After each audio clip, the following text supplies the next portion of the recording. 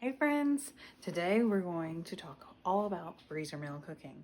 I am making a month's worth of meals in hopefully under 4 hours, so let's get to it.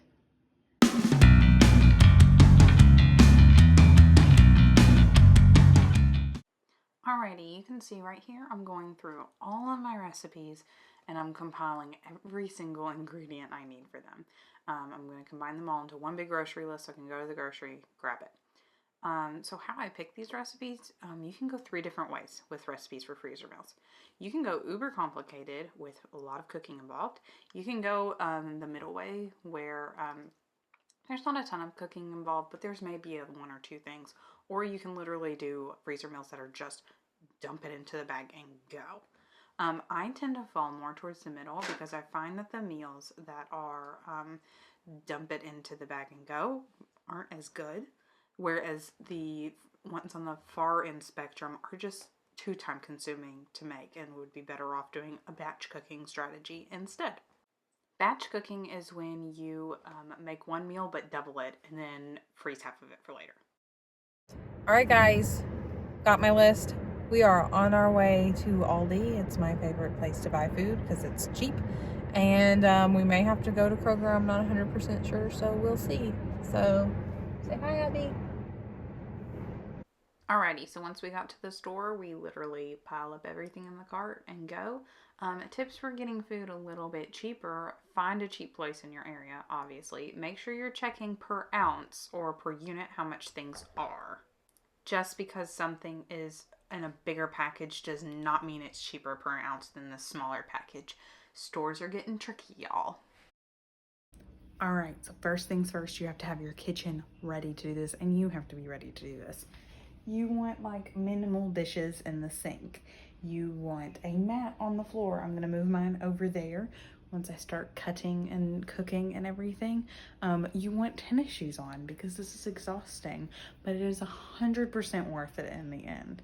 So once you have all your things together, I've kind of got my food in certain places so that I can easily grab stuff. And yeah, and we'll just see how it goes. All right, let's do this. So another thing that I am going to highly recommend is having something entertaining to watch slash listen to, let it be a podcast, music, whatever.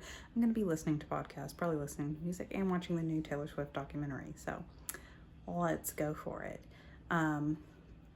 If you want, I have a free list of freezer meals below that you can sign up for, and it also has a grocery list.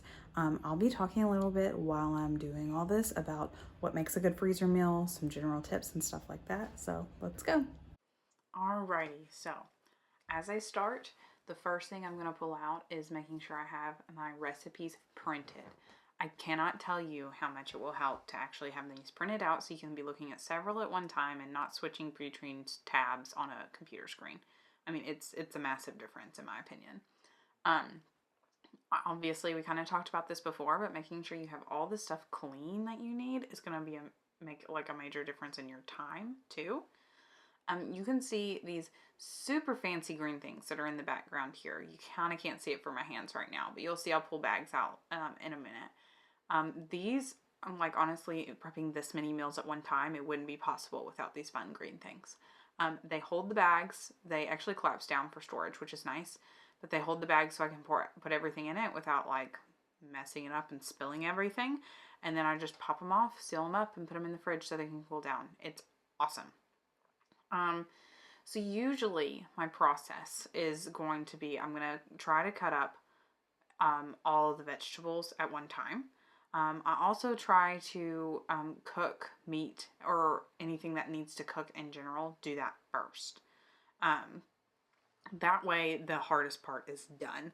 And then I'll start rolling on all the easier parts of doing the freezer meal. So I'll usually compile 10 recipes and double it. So I'll do 20 at a time.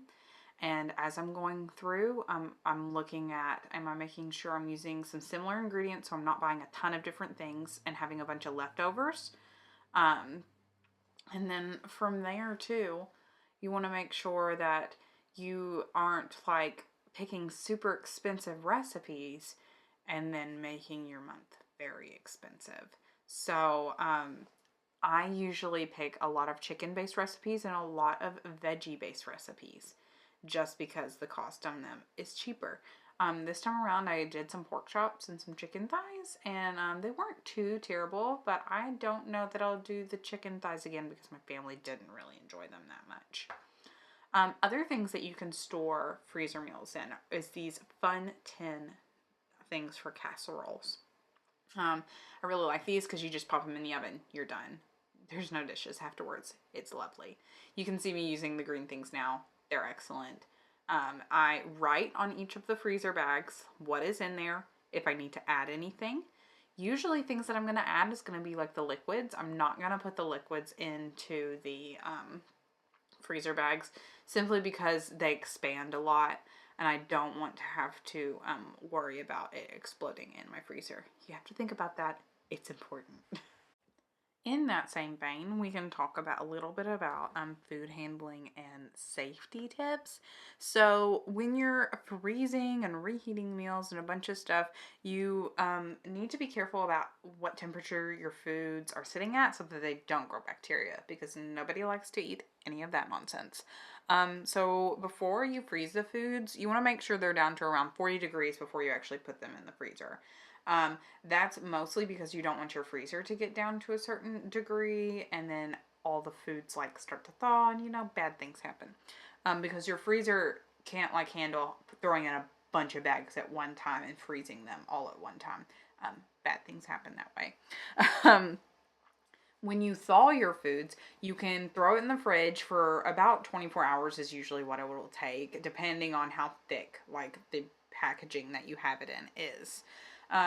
Or you can, if you want it a little bit faster, and that happens to me, you can throw it in a bowl of cold water, or I usually get a stock pot and fill it with cold water, and my whole bag will go in there. It's excellent. But that works really well too. To quicken the process. In your Instant Pot, you can actually cook from frozen. So sometimes I'll arrange certain things in my freezer so that I can literally pop it out frozen and put it in my Instant Pot. And that's super nice. Make sure your freezer is at or below 0 degrees to keep things as fresh as possible. And I usually like to use different cutting mats. You can see here, I've got this cutting mat I'll use for veggies, and I'll use a different one for meats. Simply because I don't want to do cross-contamination, especially, obviously you're putting a lot of raw meat in here with these things. But some things you're not going to put raw meat into, and they may not cook as much. So I'll just like to be really careful about that. I'm paranoid about it, And it's better to be safe than sorry. I'll link an article below too on, you can write on each of these when they expire, because they will have an expiration date. Usually though, we eat them fast enough that I don't even have to worry about that because I eat them in a month or two. And last tip on keeping everything fresh and nice in here is that air is absolutely your enemy in this instance. Make sure you get any air and block any air from coming in, if possible, if at all possible.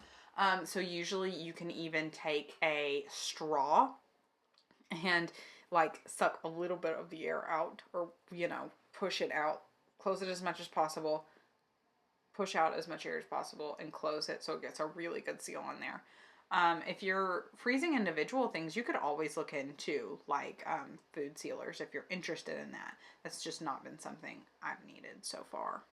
All right, and you see here, I'll finish up tonight, and I actually moved to the next morning and start working even more because I was dead tired by the time I hit 3 hours and I wasn't about to finish. So, the last thing I really want to talk about in regards to freezer meals is why freezer meals? Like, why should you go through all this effort? Because let me tell you, it's not super easy when you're doing this.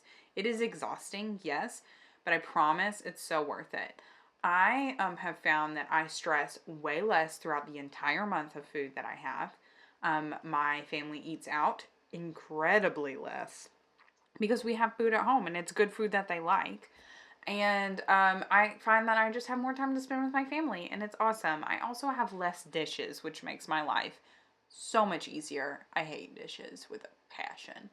So, if you're considering doing freezer meals, and please don't let this intimidate you, know that it is difficult, but I promise it is totally worth it. And here I am, not in my kitchen. My phone actually died right before I finished. I mean, like literally 2 more minutes, and I had packed everything into my fridge and I was done. Um, but thanks for hanging around. I really hope this video was helpful. If you want a free list of freezer meals, hop on down below. I also have linked below my whole freezer meal guide where I take you through each steps on how to do this as efficiently as humanly possible and make a month's worth of meals for your family in less than 4 hours. Woohoo! It's amazing. And I can't tell you how excited I am to have all these meals done. So if you want, jump down below and snag those things up, and I will be back next time. Bye.